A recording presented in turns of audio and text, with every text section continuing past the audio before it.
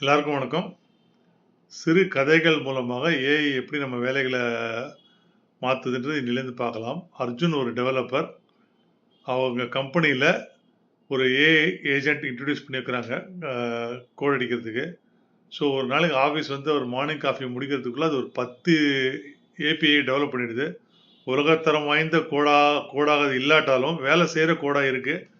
அர்ஜுன் வந்து கொஞ்சம் disappoint ஆறாரு, deject ஆறாரு. அது கூட போட்டி போட ட்ரை பண்றாரு. பட் டெய்லி அந்த ஏஐ வந்து இம்ப்ரூவ் ஆயிட்டே போறதுனால ஒரு ஸ்டேஜ்ல அவரால அது கூட போட்டி போட முடியல. அப்ப இன்னொரு ஆங்கிள்ல அவர் யோசிக்கிறார்.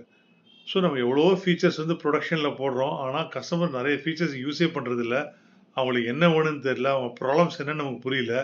நம்ம ஏன் அதுல ஃபோக்கஸ் பண்ணக்கூடாதுன்னு கொஞ்சம் கொஞ்சமா தன்னை வந்து கஸ்டமர் ஃபோக்கஸ்டு பெர்சனா மாத்திக்கிட்டு எல்லா கால்லயும் கஸ்டமரோட ப்ராப்ளம்ஸ் லிசன் பண்ணி, அதுக்கு டெக்னிக்கலாவும் பிசினஸ் டொமைன் மூலமாவும் ஒரு சொல்யூஷன் குடுக்க ஆரம்பிக்கிறார்.